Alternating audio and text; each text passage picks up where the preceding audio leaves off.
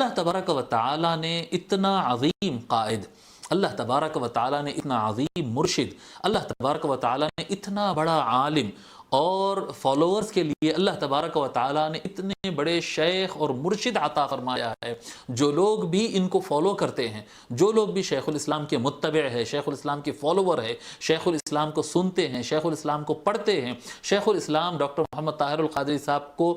عمل کے میدان میں ان کو فالو کرتے ہیں، وہ قابل مبارکباد ہے، وہ قابل مبارکباد ہے، امت پر ان کا بڑا احسان ہے۔ اور یقیناً آج شیخ الاسلام پروفیسر ڈاکٹر محمد طاہر القادری صاحب دامت برکاتہم العالیہ کا کہ یوم پیدائش منایا جا رہا دنیا بھر میں۔ میری نصیحت ہے ان کے لیے کہ دیکھیے، اگر آپ ہدایت چاہتے ہیں، صحیح راہ پر چلنا چاہتے ہیں، سلامتی کے راہ پر اگر آپ چلنا چاہتے ہیں، آپ شیخ الاسلام ڈاکٹر محمد طاہر القادری صاحب کی اتباع کر لیں، آپ منہاج القرآن کا حصہ بن جائیں، شیخ الاسلام کی کتابوں کے ریڈر بن جائیں، شیخ الاسلام کے خطابات کے آپ لزنر بن جائیں، شیخ الاسلام کا جو عمل کرنے کی روش ہے، جو ان کا طریقہ کار ہے، اس طریقے کو آپ اپنا لیں اور بالکل مطمئن ہو جائیں الحمدللہ جو شخص شیخ الاسلام کو مکمل طریقے سے فالو کرتا ہے، ان کی بات کو سنتا ہے، سمجھتا ہے، فالو کرتا ہے، وہ عین قرآن اور حدیث پر عمل کر رہا ہے، وہ عین اہل بیت سے محبت اپنے دل میں رکھنے والا ہے، اور اس میں کامیابی ہے۔ یہ میں آپ کو بالکل تیقن کے ساتھ کہہ رہا ہوں۔ بعض لوگ ایسا سمجھتے ہیں کہ بعض جو ہے علمی مسائل پر بعض لوگ کو ایسا خیال آتا ہے کہ بعض چھوٹے موٹے علمی مواقف میں فرق آنے سے کہ شیخ الاسلام کا علمی موقف وہ ہے اور فلاں عالم کا علمی موقف وہ ہے، تو یہ دونوں میں سے کون سا گمراہ ہے، دونوں میں سے کون سا غلط ہے؟ نہیں بابا، اہل علم کے اندر بڑی گنجائش ہوتی ہے، علم کی دنیا میں بڑی گنجائش ہوتی ہے کہ کوئی ایک موقف اختیار کرتا ہے، کوئی ایک موقف اختیار کرتا ہے، اور وہ دونوں مواقف تحقیق کی بنیاد پر رہتے ہیں، علم کی بنیاد پر رہتے ہیں، اور دونوں کے درمیان، دونوں طرف عمل کرنے والوں کے درمیان خوب محبت بھی رہتی ہے۔ سمجھ میں آ رہی بات؟ جس طرح سے احناف عمل کرتے ہیں وہ بھی اہل سنت والجماعت ہے، اور شافعی مسلک پر عمل کرنے والے وہ بھی اہل سنت والجماعت ہے، حنابلہ ہے وہ بھی اہل سنت والجماعت ہے۔ جی، اس طرح سے آپ دیکھیں مسائل میں لاکھ اختلاف رہیں گے، اور یعنی فروع العقیدہ، لوگ سمجھتے ہیں کہ اختلاف صرف فقہ میں ہوتا ہے، نہیں، تفقہ العقیدہ جو ہوتا ہے، جب اس میں فروع میں آ جاتے ہیں، برانچز جو ہوتے ہیں یا ذیلی مسائل جو ہوتے ہیں عقیدہ کے، اس کے اندر بھی دنیا کا اختلاف ہوتا ہے۔ صرف اصول اور جو مسلمات ہوتے ہیں اس میں ساری امت کا اتفاق ہوتا ہے، لیکن باقی چیزوں میں اختلاف رہتا ہے، فروع عقیدہ ہو یا فقہ ہو، اس میں اختلاف ہوتا ہے۔ لیکن اختلاف جب علم کی بنیاد پر ہو، دلیل کی بنیاد پر ہو، ایک مسلک، ایک مذہب، ایک منہج، جی ایک باضابطہ منہج کے ذریعے اگر کوئی اختلاف اگر کیا جاتا ہے تو وہ مسلمہ ہوتا ہے، اس سے نہ نفرتیں آتی ہے، نہ اس سے کوئی گمراہی لازم آتی ہے، جب تک کہ وہ منہج صحیح منہج ہو، جب تک وہ منہج صحیح منہج اگر ہو، قرآن اور سنت پر مبنی ہو، اخلاص پر مبنی ہو، تحقیق میں اگر تدقیق ہو، جی گہرائی کے ساتھ اگر سٹڈی کی جائے، تو اس کے اندر وہ نہیں ہوتے۔ تو بعض حضرات ایسا سمجھتے ہیں کہ یعنی کیا کہتے ہیں، اختلاف کرنے کی وجہ سے وہ الگ راہ پر نکل جاتے ہیں۔ نہیں، بالکل ایسا نہیں ہے۔ جیسا کہ میں بتا رہا ہوں آپ کو بعض مواقف، اور شیخ الاسلام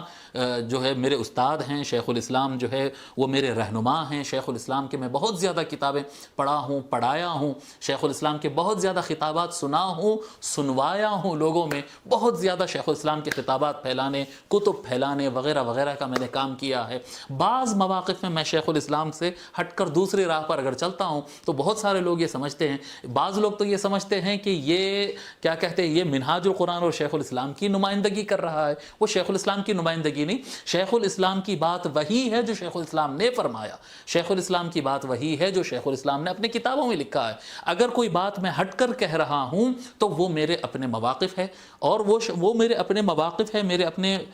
وہ جو ہے وہ طریق ہے، میرا اپنے تحقیق ہے، میرا اپنا معاملہ ہے۔ لیکن اس میں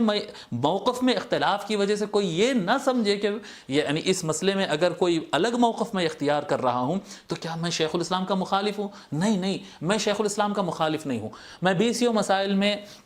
فضیلت العلام الحبیب علی الجفری کا میں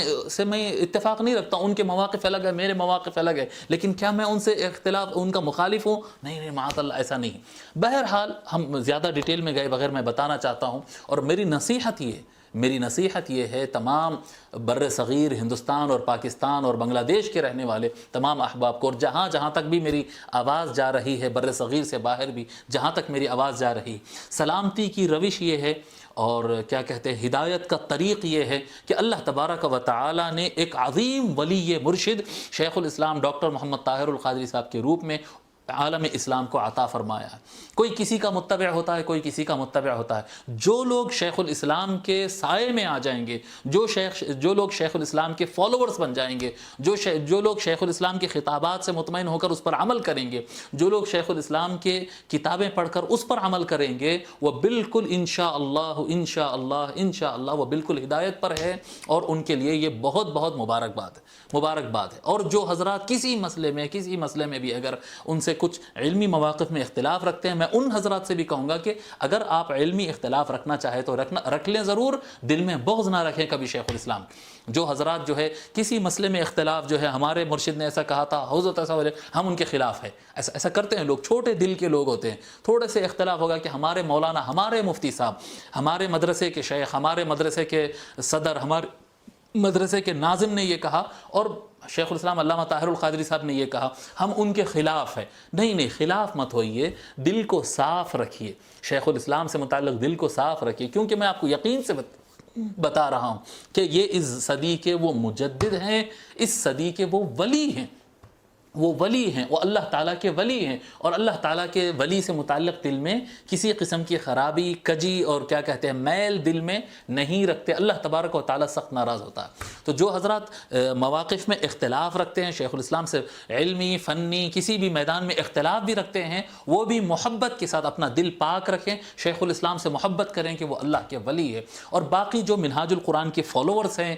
شیخ الاسلام کے فالوورز ہیں، منہاج القرآن کے ممبرز ہیں، منہاج القرآن کے محبین ہیں، منہاج القرآن کے خیر خواہ ہیں، شیخ الاسلام کے خیر خواہ ہیں، اہل السنہ والجماعہ کے خیر خواہ ہیں، ان کے لیے تو ایک عید ہے کہ شیخ الاسلام جیسے عظیم الشان کیا کہتے ہیں مرشد اور شیخ اللہ تبارک و تعالی ان کو عطا فرمایا۔ اللہ تبارک و تعالی قبلہ حضور قبلہ شیخ الاسلام دامت برکاتہم العالیہ کا سایہ ہمارے سروں پر ہمیشہ سلامت رکھے۔ اللہ تبارک و تعالی ان کے علم سے زیادہ سے زیادہ امت کو فیضیاب فرمائے۔ اللہ تبارک و تعالی ان کو باصحت و باسلامت رکھے۔ اللہ تعالیٰ ان کی صحت میں مزید ترقی عطا فرما، ان کو قوت عطا فرما، ان کے قلم کو مزید طاقت عطا فرما، ان کی زبان مبارک کو اور بابرکت بنا دے۔ اللہ تبارک و تعالیٰ ان کے فالوورز میں اضافہ فرمائے، منہاج القرآن کی خوب ترقی ہو۔ اللہ تبارک و تعالیٰ محبان شیخ الاسلام کو برکت عطا فرمائے۔ جو شیخ الاسلام کا چاہنے والا ہے، منہاج القرآن کا ممبر ہے، شیخ الاسلام کا فالوور ہے، اللہ تبارک و تعالیٰ اس کے گھر میں بھی برکت عطا فرمائے، کاروبار میں بھی برکت عطا فرمائے۔ اللہ تبارک و تعالیٰ اس کی اولاد اور نسلوں میں برکت عطا فرمائے۔ اس کے دل میں اللہ تبارک و تعالیٰ اپنے محبوب سیدنا محمد الرسول اللہ صلی اللہ علیہ وآلہ وسلم کی محبت ڈال دے، اور قرآن کی محبت ڈال دے، اور اہل بیت کی محبت ڈال دے، اور تا حیات ان کو فالو کرنے کی توفیق عطا فرما دے۔ میرا یہی پیغام ہے، بس اس پر میں اکتفا کرتا ہوں۔ وصلی اللہ تعالی وسلم علی خیر خلقہ سیدنا محمد وعلی آلہ وصحبہ اجمعین والحمد للہ۔